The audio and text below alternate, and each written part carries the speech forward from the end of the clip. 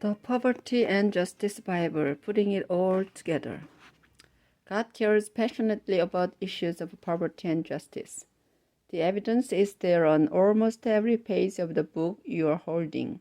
A concern for the poor and an emphasis on just and fair behavior flows through the Bible like a river. It underpins the laws of the Old Testament and resounds through the words of the prophets. It forms a core part of all that Jesus said and did and shapes the activities of those who followed him. Everywhere you go in this book, God's love for the poor and desire for justice leap out at you. So we are not creating something new here.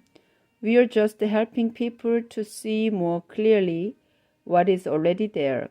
It's like a road. The middle of the road is always there, but sometimes you need white lines and cassettes to make it that bit more obvious.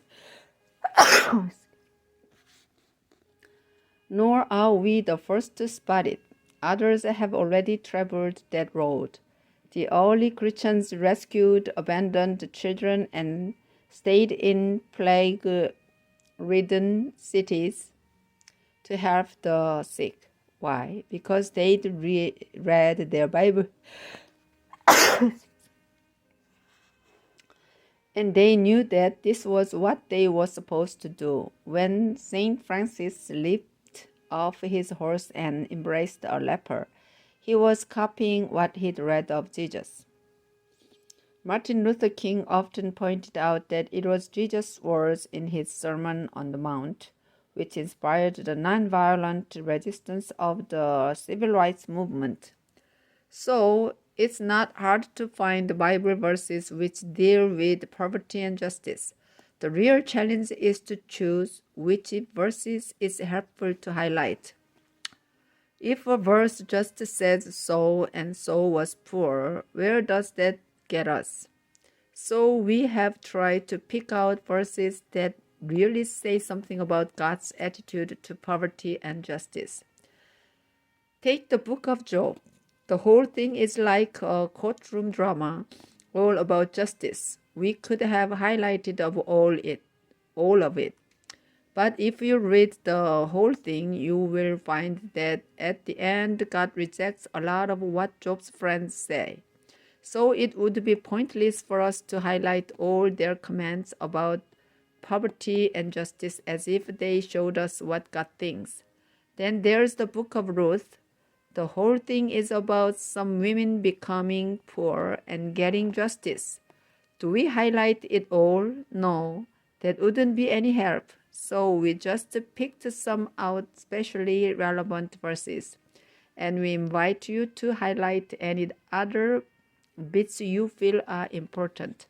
And then you find that there are all kinds of other issues to consider. You get into issues of history and culture. For example, in Luke 2:24, we are told that Mary and Joseph offer a pair of doves or two young pigeons as a sacrifice. Unless you happen to know that this was a poor person's sacrifice, it doesn't tell you anything. We thought long and hard about whether to include this kind of verse, but we decided not to in the end. If you don't know already, the highlighting won't help.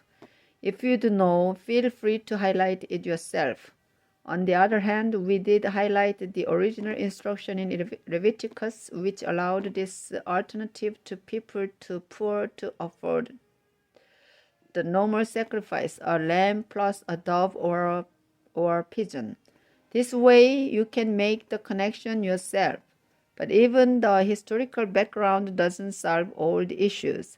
Take healing, for example, at first century Palestine, there was no social security or government-funded health services, so if you were ill, you were generally poor, but not always. If you were a child, Jairus' daughter, Mark 5:20-23, or if your illness was short-term, Peter's mother-in-law, Matthew 8:14-15, then you probably won't But Jesus healed all kinds of people, poor and rich alike. So we decided not to highlight the healing verses even when the people concerned were poor, because they don't tell us explicitly about God's attitude to the poor. Even so, if you come across verses about healing that speak clearly to you about God's heart on poverty and justice, then go ahead and highlight them.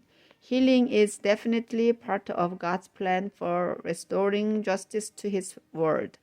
There's no doubting that some of the verses we've highlighted are hard to read.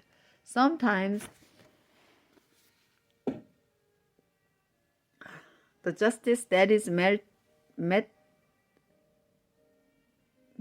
meted out in the Bible seems harsh to us in this day and age, but we have not shied away from these verses.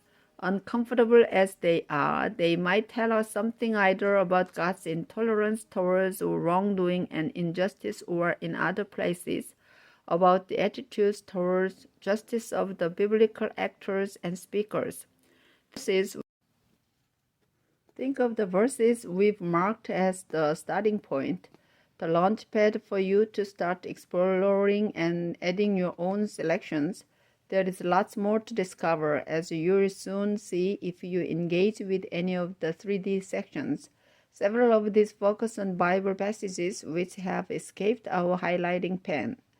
As you read your Bible and come to understand God's concern for these important human conditions, and particularly the people they affect, be prepared to respond to whatever God says to you.